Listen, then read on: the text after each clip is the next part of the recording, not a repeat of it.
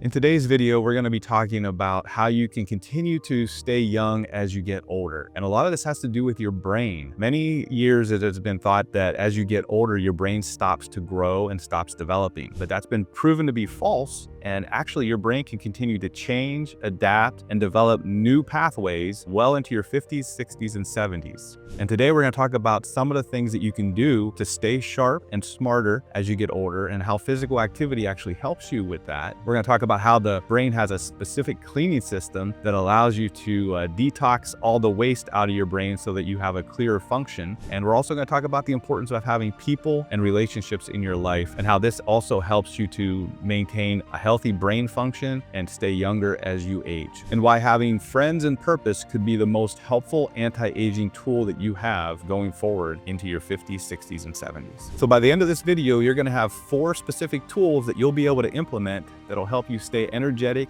strong, and sharp into your retirement years and even past. So we're going to dive right in and talk about neuroplasticity. That's the first secret to understand. And that's a big word, but it's actually kind of super cool. Neuroplasticity means that the brain can continue to rewire itself as it gets older. So you want to think of neuroplasticity like this. If you were ever walking in the woods recently or even as a child, and you can remember the paths that you used to take, and the more you walked on those paths, the more trampled down they got, and they were available for you to continue to use over and over and over again. If you would go back a decade later and the neighborhood would have changed and the kids weren't walking in the woods or doing anything like they used to do, you would notice that the pathway would become overgrown, and there would be like grass and weeds and perhaps even some trees that would be in what used to be your walkway. That's what happens in your brain as you get older if you don't continue to use certain functions of the brain. It's interesting, I can kind of recognize this just within my job. I've been a nurse for 30 years, and there's been a lot of different jobs that I've had. One of the things that you do as a nurse is you have to contact doctors, or you have to know diagnosis codes, or just other types of account numbers and stuff like that that you would need to have. What happens is, as I go into a new position, I have to relearn new phone numbers and new diagnosis codes. So the old ones are no longer there anymore. And eventually somebody may say, hey, didn't you used to work for so-and-so? Do you know his number? And I'll be like, no, I don't. What happened? Nothing really happened except that I just haven't used that path any longer. And when I didn't need that path, my brain said, make room for something else. So that's what happens in the brain. The less you use it, the less you use certain functions, the brain just says,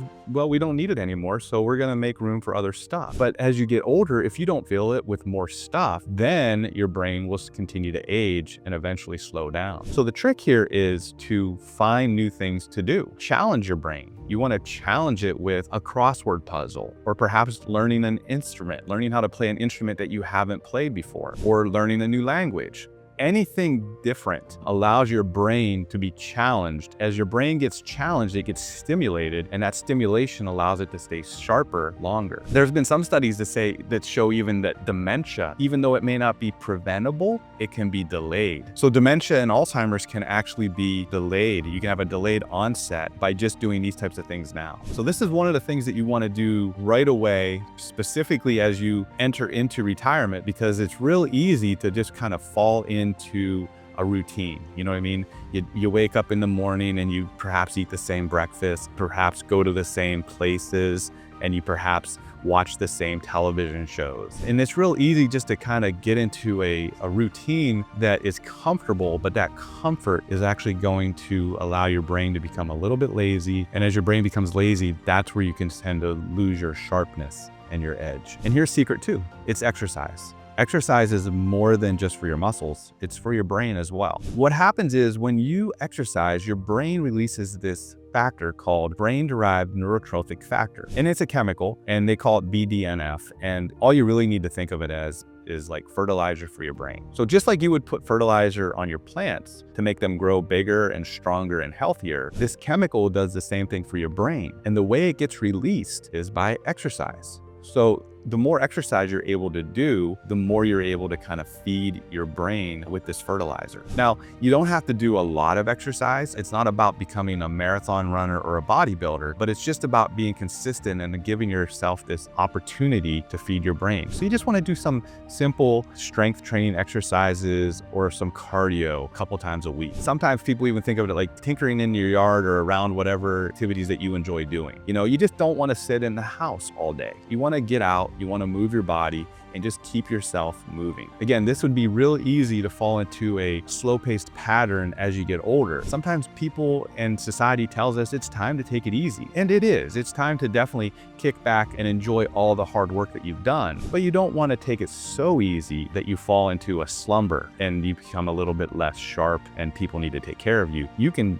prevent that by just doing a little bit of exercise on your own. And that is secret number 2, BDNF, which is fertilizer for your brain. Hey, at this point, I have 2 more secrets that I want to share. Before I do, I just want to ask if this information is helpful for you. We would certainly love it if you give us a like and a share. These little activities, like, shares, and subscribes, help this small channel to grow. And we want to be here to be able to share more information like this for people that are going into retirement or have just recently retired and need these little bit of information to make sure that they have a long, healthy, happy retirement. All right, secret number 3 is sleep. Sleep is so important for so many different reasons, and we tend to underrate the value of sleep. But again, here's what happens with sleep. Another big word, it activates the glymphatic system. That's glymphatic with a G. And all you really need to think about this system is, it is the washing system of your brain. When it gets activated with sleep, particularly deep sleep, it washes your brain in the evening time. And what it does is it kind of gets away all the waste and the toxins that are in your brain,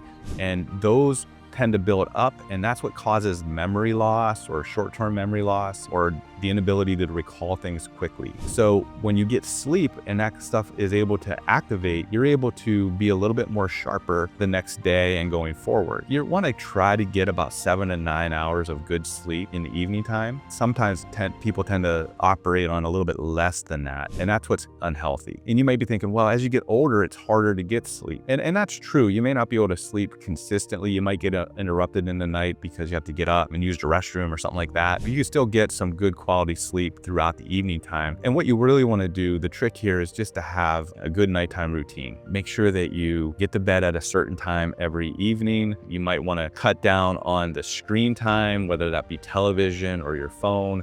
Those screens tend to activate blue lights in our brains, which mimic daylight, which makes us want to stay awake longer and make it harder for us to fall asleep. So the quicker you can shut those off before you go to bed, and perhaps even do another activity like reading, those are things that will make you a little bit more tired and allow you to get rest, the quality rest that you're looking for. So yeah, secret number 3 is to allow the glymphatic system to operate, to wash away your waste and toxins from your brain and allow you to wake up a little bit more energized and a little bit more ready for the next day. As I mentioned at the beginning of this video, I'm going to provide 4 science-based tools that you can use. This one is science-based as well, and it comes down to 2 more chemicals, oxytocin and dopamine. When you spend time with people, those are the chemicals that get released. Oxytocin is a bonding chemical, and dopamine is the feel-good chemical. So by being lonely, you would actually deprive yourself the opportunity of having these chemicals released into your system. And not only that, if you just sit at home by yourself, you kind of start running out of a purpose. Again, you don't have things to do, and your brain starts to determine that with nothing else to do, what is my purpose? Do I need to activate? Do I need to function at the highest level possible? Do I need to function at any level? Really? And that's what actually causes you to age and to decline. When you get older, what you want to do is not only just spend time with friends and family, but you may want to volunteer. Do something that you've never been able to do before, whether it be at an animal shelter or perhaps work at a theater as an usher or something along those types of lines. You may also want to mentor somebody. So this may be not necessarily having somebody feed you, but you can feed somebody else. What have you learned throughout your lifetime that you want to pass on? Perhaps you want to pass it on to your children, but maybe your children have chosen a different path, and you can find someone else who has a similar path to what you had when you were younger, and you can mentor them. These are great great ways to be around people and continue to grow. We mentioned about exercise. A way to kill two birds with one stone would be to maybe join a fitness club or an exercise group or take an exercise class. This is how you can kind of combine these tools to continue to stay sharp and keep your brain healthy and keep yourself young well past 50 and beyond. So in conclusion, I will say that sometimes people watch these videos and they're younger than 50. If you have loved ones that you care about that are 50, 60, 70 years old, one of the things that you can do is actually visit them. They may not know that you're visiting them just to spend time, but when you're doing that, you're actually helping them to release these chemicals, the oxytocin and the dopamine, things that they need that they may not know they need.